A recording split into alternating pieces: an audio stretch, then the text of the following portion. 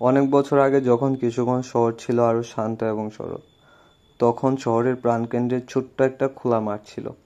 এই মাঠেই গ্রামের মানুষজন সপ্তাহে একদিন এসে নিজেদের চাষের ফসল, হাঁস মুরগি আর ছাগল বিক্রি করত। মানুষের ভিড় এত বাড়তে থাকে যে স্থানীয় নেতারা সিদ্ধান্ত নেন এখানে একটা স্থায়ী বাজার গড়ে তুলবেন। সেই থেকে শুরু হয় পৌর মার্কেটের যাত্রা। প্রথম দিকে শুধু বৃহস্পতিবার বাজার বসতো। সকাল থেকে সন্ধ্যা পর্যন্ত মাঠ জুড়ে থাকতো হাঁসের ডাক, মুরগির ডানার ঝাপটানি আর ছাগলের মিষ্টি ডাক।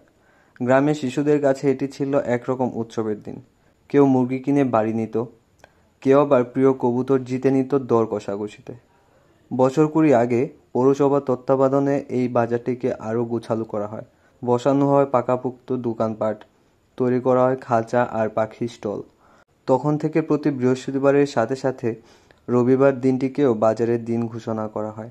এভাবে 2 দিনে রূপ নেয় শহরের সবচেয়ে বড় হাঁস মুরগি ও পাখির হাট।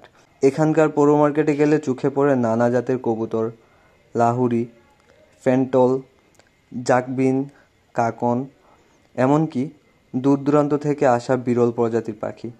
হাঁস মুরগির দোকানের সামনে সবসময় ভিড় লেগে থাকে। ছাগল বিক্রেতাদের হাঁকডাকও শোনা যায় দূর থেকে। বাজারের পুরনো ব্যবসায়ীরা বলেন, এই মার্কেট শুধু কেনাবেচার জায়গা না, এটা আমাদের শহরের একটা ঐতিহ্য।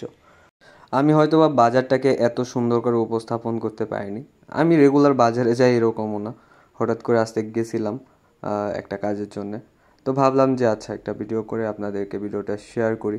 আপনারাও দেখেন যে আমাদের কিশোরগঞ্জ শহরেও ছোট্ট একটি বাজার আছে, যেখানে আমাদের কিশোরগঞ্জ শহরের মানুষজন যায় হাঁস মুরগি বা বিভিন্ন পাখি কেনার জন্যে বা কবুতর কেনার জন্যে। যাই হোক, আমি যতটুকু পারছি আপনাদেরকে দেখাইছি বা শো করছি। আপনার যদি আমার ভিডিওটি ভালো লাগে তো অবশ্যই লাইক দিবেন।